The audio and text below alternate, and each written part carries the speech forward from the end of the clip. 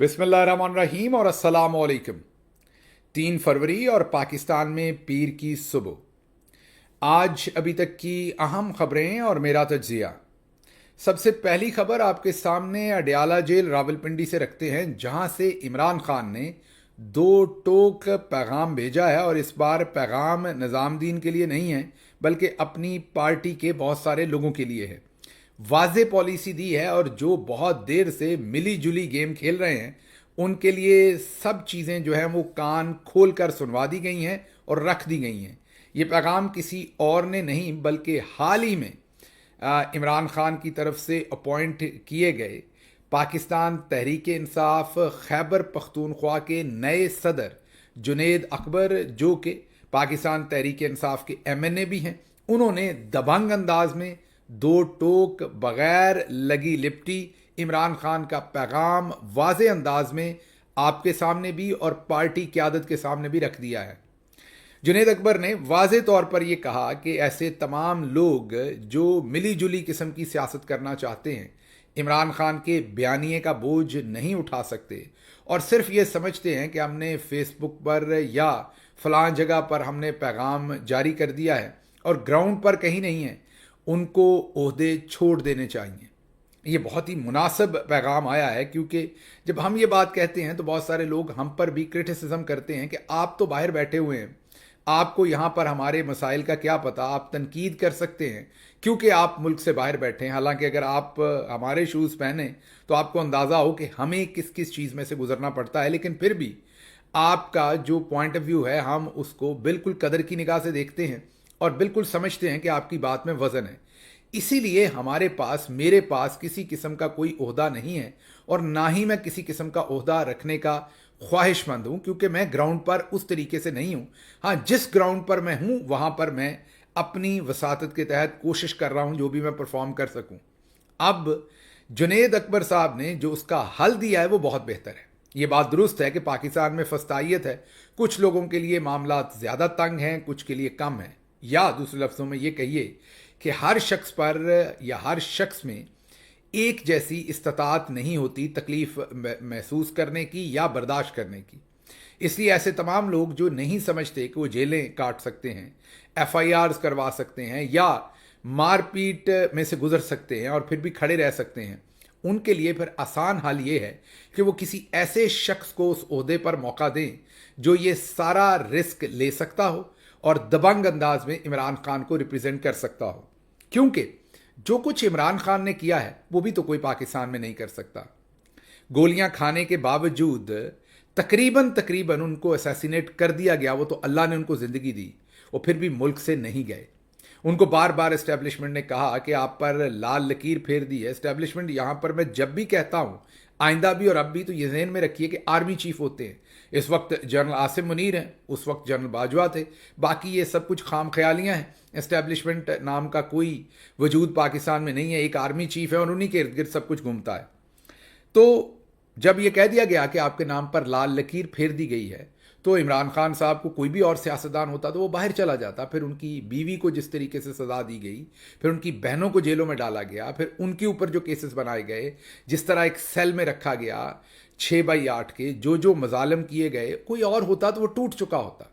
अब अगर टूट चुका होता तो अवाम भी फिर उससे ऐसे मोहब्बत ना करती जैसे हमने कल इटली के शहर ब्रेशिया में भी देखा और पूरी दुनिया में देखते हैं कि लोग उमड़ आते हैं। और मैं आपको ये भी यहाँ से रिपोर्ट कर दूँ कि इटली के तमाम जो मेजर अखबारात हैं उन्होंने जो कल की रैली है उसके बारे में बहुत ही ताकतवर लफ्ज़ इस्तेमाल किए हैं, बहुत ही भरपूर उसे जो है वो कवरेज दी है और ये कहा है कि वाकई किसी दबंग लीडर के दबंग सपोर्टर्स हैं जो इतनी बड़ी तादाद में निकले हुए हैं। तो बहरहाल वापस आते हैं उस बात के ऊपर कि इमरान खान साहब भी फिर अगर ये बहादुरी ना दिखा सकते तो जाहिर है पब्लिक उनके पीछे उस तरह से ना खड़ी होती और उनको पीछे हटकर फिर किसी ऐसे शख्स को वो मौका देते जो ये बहादुरी दिखा सकता।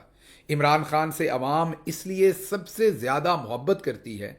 आज मैं जब तकरीर कर रहा था उस बड़े इज्तिमा से कल इटली के अंदर, तो जब उनसे भी वजह पूछ रहा था तो वजह एक ही थी सबकी साथ खड़े होने की कि इमरान खान ईमानदार है और उससे भी बड़ी बात दिलेर है। लोग दिलेरों के साथ खड़े होना चाहते हैं। जैसे मैंने कहा कि कोई ताना नहीं है آپ میں سے بہت سارے دوست جو ہیں، میں نے جیسے کہا، وہ اتنی تکلیف برداشت نہیں کر سکتے ہوں گے، اٹس نیچرل، یہ آپ کی اور مجبوریاں ہوں گی، لیکن پوزیشن رکھنا تو آپ کی مجبوری نہیں ہے نا۔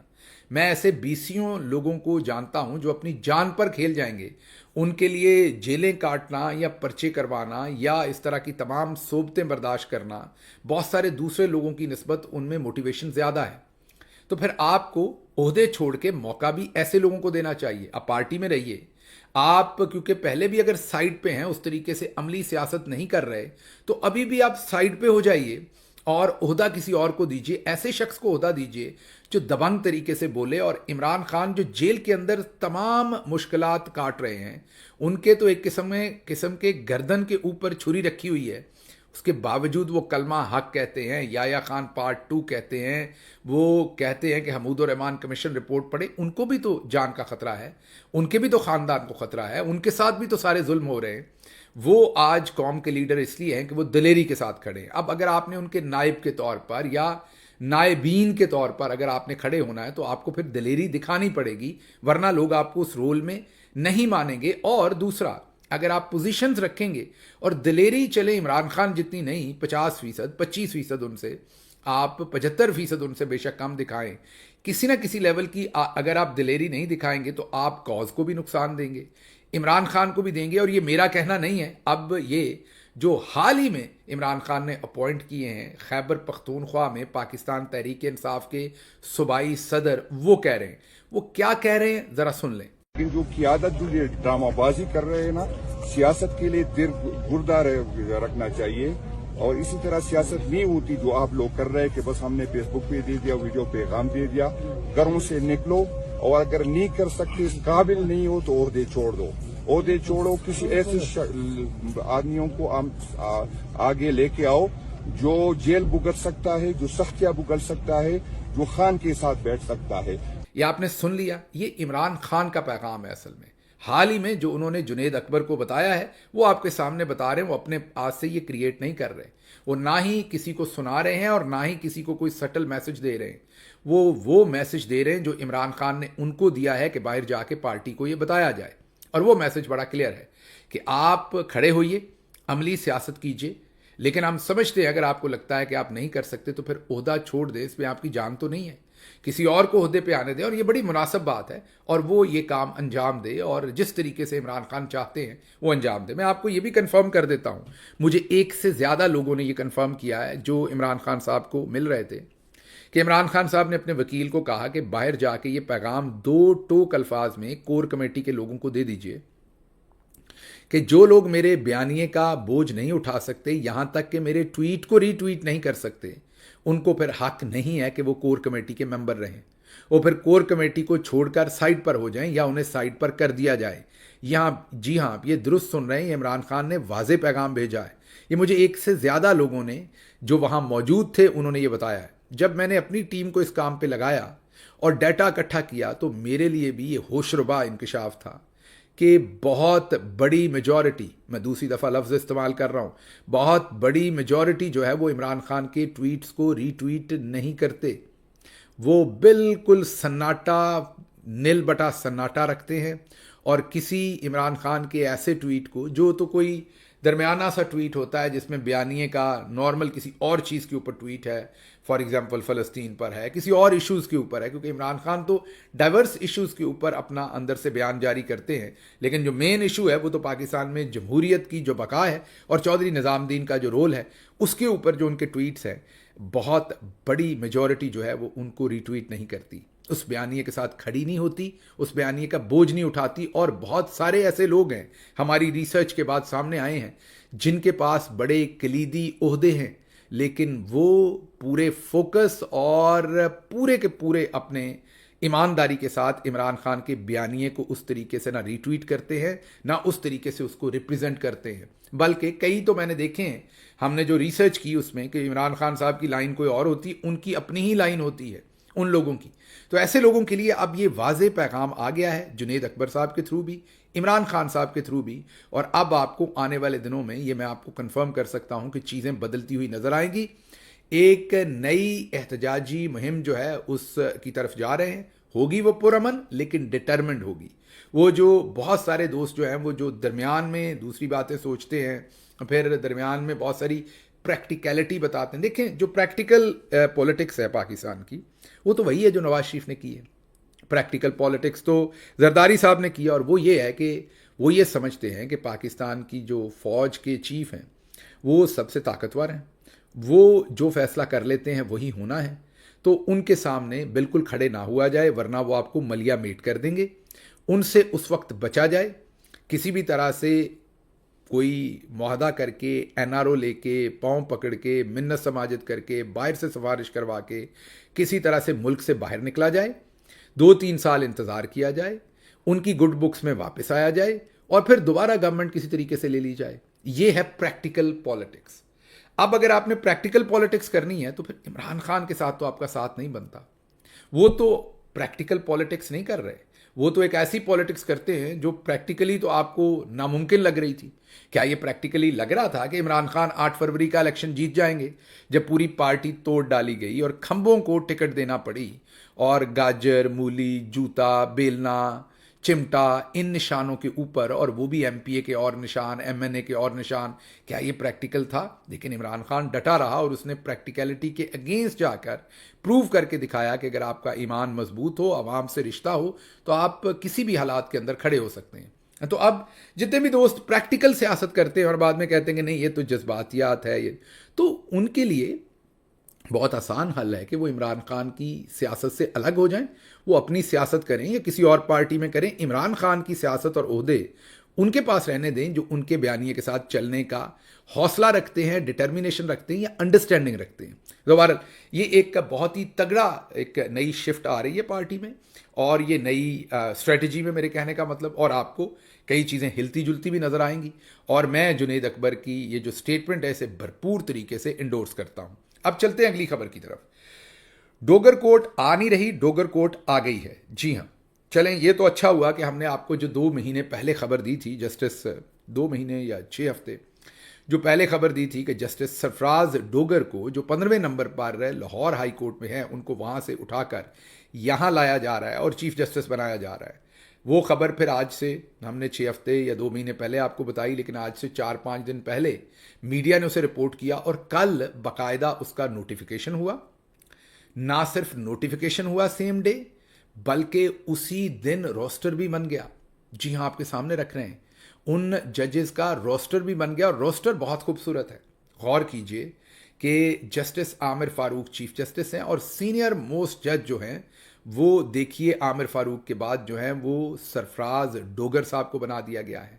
اب آپ کو سمجھ آ گئی جو ہم نے 2 مہینے پہلے آپ کو بتایا تھا کہ عامر فاروق صاحب اوپر چلے جائیں گے, اوپر کا مطلب ہے سپریم کورٹ میں, تو پیچھے سے پیونی جج جو ہیں وہ اس وقت سرفراز ڈوگر صاحب بن گئے ہیں, اور جسٹس محسن اختر کیانی صاحب جو ہیں ان کو 3رے نمبر پر لے جایا گیا ہے. تو ان حالات میں یہ تو واضح ہو گیا کہ جس طریقے سے اوپر لوٹ مار کی ہے سپریم کورٹ میں, اور جسٹس منصور علی شاہ صاحب کو حق نہیں دیا, اور جسٹس یایا افریدی کو out of turn chief justice بنایا, اور آئینی بینچ جسٹس امین الدین کو دیا, بالکل اسی طرح سے اب جسٹس محسن اختر کیانی کو ڈپرائیو کیا جا رہا ہے. اب یہ جو میں نے کہا کہ یہ جو ڈوگر کوٹ ہے یہ بول رہی ہے, مطلب کہ یہ آ نہیں گئی, آ رہی ہے, اور یہ ڈوگر کوٹ جو ہے وہ بول بول کے بتا رہی ہے کہ ہو کیا رہا ہے. یہ ذرا سنیے ڈوگر کوٹ کیا بول رہی ہے. جسٹس سرفراز ڈوگر صاحب نے مارچ 2021 میں مریم نواز کو چودھری شوگر ملز کیس میں پری اریسٹ بیل دی. جسٹس ڈوگر نے 23 اپریل 2021 کو منی لانڈرنگ کیس میں شہباز شریف کو ضمانت پر رہا کیا کوٹ لکھپت جیل سے. جسٹس سرفراز ڈوگر نے 2021 میں نیب کے کیس میں رانا ثناء اللہ کو پری اریسٹ ضمانت دی. پھر این اے 214 ملتان سے شاہ محمود قریشی کو 8 فروری کے الیکشن سے نااہل کرنے والے بھی سرفراز ڈوگر ہی تھے. اسلامی یونیورسٹی بہاولپور ویڈیو سکینڈل کو دبانے والے بھی جسٹس سرفراز ڈوگر ہی تھے, جن میں شاید مبینہ طور پر چیمہ صاحب کے بیٹے کا نام آ رہا تھا, اور ان کے اوپر یہ نزلہ گر رہا تھا, تو اس کیس کو بھی جناب جسٹس سرفراز ڈوگر صاحب نے دبایا تھا. صرف یہی نہیں, اگر آپ یہ دیکھیں تو جسٹس سرفراز ڈوگر کی لاہور ہائی کورٹ کی ویب سائٹ سے چیک کریں تو صرف 59 ججمنٹس جو ہیں وہ رپورٹڈ ججمنٹس ہیں. رپورٹڈ ججمنٹس وہ ہوتی ہیں جو اتنی قابل ججمنٹس ہوتی ہیں کہ انہیں ایک مثال بنایا جاتا ہے جس کی بعد میں عدالتیں تقلید کرتی ہیں اور اس ججمنٹ کی بیس کے اوپر آنے والے وقتوں میں فیصلے ہوتے ہیں. اگر جسٹس سرفراز ڈوگر کی 59 ججمنٹس جو ہیں وہ رپورٹڈ ہیں تو دوسری طرف جسٹس محسن اختر کیانی کی 161 ہیں. یہ ویسا ہی ہے جیسے 17 سیٹوں والوں کو جو ہے وہ پرائم منسٹرشپ دے دی, حکومت دے دی, اور جس نے 171 سیٹوں سے بھی زیادہ سیٹیں جیتی تھیں اس کو جیل میں ڈالا ہوا ہے. بالکل ویسے ہی 161 رپورٹڈ ججمنٹ والے جسٹس محسن اختر کیانی سے جو چیف جسٹس شپ ہے وہ چھین لی, اور 59 رپورٹڈ ججمنٹس والے جسٹس سرفراز ڈوگر کو اب چیف جسٹس بنایا جا رہا ہے. بہرحال یہ تمام چیزیں تو اب ہو گئیں, لیکن اس میں ایک اور انٹرسٹنگ بات ہے, وہ یہ ہے کہ اسلام آباد بار کونسل نے دیگر ہائی کورٹس سے اسلام آباد ہائی کورٹ میں ججز کے تبادلوں پر جنرل باڈی اجلاس کل 11 بجے طلب کیا ہے. اب میرا اسلام آباد بار کونسل میرے لیے تو سارے ہی بہت محترم ہیں. میرے برے وقت میں ظاہر ہے لائرز ہی آپ کے لیے پیش ہوتے ہیں, بہت سارے دوست ہیں, لیکن میں انہیں یہ کہوں گا کہ یہ آپ کیوں اپنے آپ کو تکلیف دے رہے ہیں. کل آپ آئیں گے, وہاں پر چائے کے کپ ہوں گے, کچھ کیک رس ہوں گے یا فروٹ کیک ہوں گے جو وہاں سے آپ کو ملیں گے. آپ کی جو وہاں پر کینٹین ہے آپ پئیں گے, پھر ایک آپ پریس ریلیز نکالیں گے اور پھر آپ سو جائیں گے. حضور اگر آپ نے کچھ کرنا ہوتا اسلام آباد بار نے یا سپریم کورٹ بار نے یا لاہور ہائی کورٹ بار نے یا کسی بھی بار نے, تو 2 مہینے پہلے ہم آپ کو یہ خبر دے چکے تھے میرے ولاگ میں. میں لڑکوں کو کہوں گا اپنی ٹیم کو کہ وہ فگر آؤٹ کر کے وہ دن بتا دیں ایگزیکٹلی اگلے ولاگ میں کہ ہم نے کب یہ سٹوری بریک کی تھی سب سے پہلے. تو جب ہم نے آپ کے سامنے یہ خبر رکھی تھی, اگر ہمیں پتہ لگ گیا جو وکیل نہیں ہیں باہر ہیں تو آپ کو بھی پتہ لگا ہوگا. تو آپ نے کیا کیا؟ آپ نے کچھ نہیں کیا, اور نہ ہی آپ نے آگے کچھ کرنا ہے. میں ابھی آپ کو بتا دوں, آپ بھی تبھی 2007-8 میں تگڑی مہم چلاتے ہیں جب پیچھے جنرل کیانی آپ کے پیچھے ہوتے ہیں اور پرویز مشرف کے خلاف آپ کو استعمال کرنا ہوتا ہے. جب ایک درست قسم کی مہم چلانے کی ضرورت ہے تو ہم نے دیکھا کہ عورتوں کی پامالی ہو, بھلے وکلا کی ہو, بھلے وکلا کو اغوا کر لیا جائے, سپریم کورٹ پر قبضہ کر لیا جائے, ہائی کورٹس پر قبضہ کر لیا جائے, الیکشن لوٹ لیا جائے, آپ کے وکلا بھائی جیتے ہوں ان کے رزلٹ بدل دیے جائیں, کچھ بھی ہو جائے ملک میں, آپ کان میں ڈالے ہوئے نہیں رڑکتے, آپ بالکل سائلنٹ موڈ پہ لگے ہوئے ہیں. تو اگر کسی کو یہ توقع ہے کہ کوئی وکلا مہم شروع ہوگی, یہ میرا ذاتی اوپینین ہے, میری پارٹی کا نہیں ظاہر ہے, یہ میرا ذاتی اوپینین ہے, ایسا کچھ نہیں ہوگا. یہ صرف اور صرف خواہ زبانی جمع خرچ اور اپنا وقت آپ نے ضائع کرنا ہے. اور جو آپ کے فورمز ہیں بار کونسلز جو کہ بہت معتبر پوزیشنز ہیں, ان کا آپ نے مذاق اڑوانا ہے, اپنا مذاق اڑوانا ہے. تو میری آپ سے گزارش ہے کہ یہ آپ تردد پلیز نہ کیجیے. اچھا جی, اگلی خبر جو ہے وہ آپ کے سامنے ریاست کے بارے میں رکھیں گے. ہزاروں سالوں میں انسان نے سیکھا کہ ریاست کے 3 ستون ہیں اور ریاست ان 3 ستونوں پر کھڑی ہوتی ہے. پارلیمنٹ جس پر چودھری نظام الدین پہلے ہی قبضہ کر چکے ہیں, ایگزیکٹو حکومتی ادارے جس میں فوج بھی آتی ہے ایک ادارہ, اور تیسرا ستون آزاد عدلیہ. اب جو ایگزیکٹو جس میں فوج آتی ہے اور فوج کی لیڈرشپ میں جنرل عاصم منیر صاحب, انہوں نے 8 فروری کے الیکشن کو لوٹ کے پارلیمنٹ پر بھی قبضہ کر لیا, 17 سیٹوں والوں کو حکومت میں لا کے انہیں حکومت دے کے. عدلیہ تو آپ کو پتہ ہی ہے, سپریم کورٹ پر اور ساری عدلیہ پر جیسے قبضہ ہوا ہے. تو اب ریاست ایک ہی ستون پر کھڑی ہے, اور یہ اخبار کا جو کارٹون ہے یہ بالکل درست بتا رہا ہے کہ اب ریاست بندوق پر کھڑی ہے, کیونکہ آپ نے دوسرے دونوں پلر تو گرا دیے ہیں, تو اب بندوق کی نوک پر ریاست کھڑی ہے. اب دیکھتے ہیں کتنی دیر تک آپ یہ نظام کو, ٹیڑھے نظام کو ایسے کھڑا کر سکتے ہیں اور آگے معاملات چلا سکتے ہیں. اب ڈان بھی لکھ رہا ہے کہ اگر سینئر موسٹ ججز ہی ہیلپ لیس ہیں تو ایک کامن سٹیزن جو ہے وہ پاکستان میں انصاف کے لیے کیا امید لگائے. ڈان کو شکر ہے خدا کر کے یہ لکھنے کی نوبت آئی, کیونکہ بدقسمتی سے میں نے جیسے آپ کو کہا کہ وکلا ستو پی کے سوئے ہوئے ہیں, ہم نے دیکھا جو صحافتی تنظیمیں وہ بھی ستو پی کے سوئی رہیں, اور پیکا ایکٹ جو ہے وہ کامیاب ہو گیا. ابھی آپ پچھلے چند دنوں میں بڑے بڑے صحافیوں کو دھمکیاں لگاتے بتا رہے تھے کہ ہم نکلیں گے, ہم یہ کر دیں گے. ان کے بارے میں بھی میں آپ کو پیشگی بتا دیتا ہوں کہ ہمارے وہ تمام دوست اسی تنخواہ پر کام کریں گے اور سوائے گیدڑ ببکیوں کے اور کچھ نہیں ہوگا. कोई मूवमेंट नहीं चलेगी, इवन कोई हड़ताल भी नहीं करेंगे कि हमने अपने टॉक शोज़ नहीं करने, हमने अपने कॉलम नहीं लिखने, हमने एक दिन के लिए अखबारें बंद करनी, कुछ नहीं ऐसा करेंगे, बल्कि सब कुछ वैसे ही रवां दवा होगा। हाँ, काली पट्टियां बांधेंगे। और मेरी तो हंसी निकल गई, ऐसे लोगों ने भी काली पट्टियां टेलीविज़न पर बिठाई बांधी हुई थी जिनका मुझे पता है कि उनकी नौकरी टेलीविज़न पर ISPR ने और ISI ने करवा रखी है। कईयों को तो ग्रेड C और ग्रेड D और ग्रेड B की जॉब्स में से निकाल के डायरेक्टली कैटेगरी A के टॉक शोज़ पर और कैटेगरी A के टीवी चैनल्स पर ज़बरदस्ती ISI ने और ISPR ने उनकी नौकरियां करवाई हैं। मेरा तो हासा ही निकल गया जब मैंने उनके बाजुओं पर भी स्याह पट्टियां बंधी हुई देखी। बहरहाल, तो यहां पर भी कुछ नहीं होना। अगली खबर जो है वो अब जान अचकज़ई हमें बताते हैं। वो कहते हैं कि आर्मी चीफ ने ईरान को वाज़े धमकी दी है। अच्छा, अब आर्मी चीफ ने कहा यह है कि जो दोस्त के रूप में दुश्मन है हमारा, जो बना ऊपर से दोस्त है लेकिन दुश्मन है, हम उसको भरपूर जवाब देंगे और उसका भी कला कमा करेंगे, उससे निपटेंगे आनी हाथों से। अब उन्होंने ईरान का नाम नहीं लिया, लेकिन जान अचकज़ई कह रहे हैं कि ये आर्मी चीफ ने ईरान को पैगाम पहुंचाया है।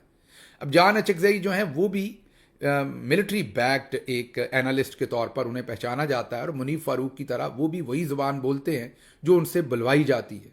अब उनका ये कहना बहुत ही ख़तरनाक बात है, क्योंकि अगर वो ये बात कह रहे हैं तो इसका मतलब ये है कि कहीं ना कहीं ये सोच है। तो अफ़गानिस्तान के साथ जो मामलात हो गए पिछले दिनों में वो हम आपके सामने रखे ही हुए हैं। उसके साथ साथ चाइना के साथ जो मामलात हैं वो भी आपको पता ही हैं, जो सर्दमहरी चल रही है। और हाल ही में मोहसिन नकवी वाशिंगटन DC में एक ऐसे फोरम पर चले गए जो चाइना मुखालिफ था, और उसके बाद हिंदुस्तान तो अज़ल की हमारी जो मुखालफत है वहाँ पर वो आपको पता ही है। तो पीछे एक ईरान रह गया था। अब पता ये चल रहा है कि जान अचकज़ई कह रहे हैं कि हम उनको भी धमकी लगा रहे हैं। तो हम पता नहीं किस तरफ जाना चाहते हैं और क्या करना चाहते हैं, ये तो खुदा ही जानता है। बहरहाल, अहमद मीर साहब ने इसकी बहुत अच्छी डिपिक्शन की है। उन्होंने कहा है कि कायदे आज़म कभी ख्वाब में आए तो कहूँगा आप प्लीज़ पाकिस्तान मत आइएगा, ये आपको गिरफ्तार कर लेंगे। ये बात दुरुस्त है, कायदे आज़म को गिरफ्तार भी कर लेंगे और उनके नाम पर लाल लकीर भी फेर देंगे, क्योंकि वो भी खासे इंडिपेंडेंट थे। लेकिन मुझे तो अहमद मीर साहब इससे भी ज़्यादा फ़िक्र है।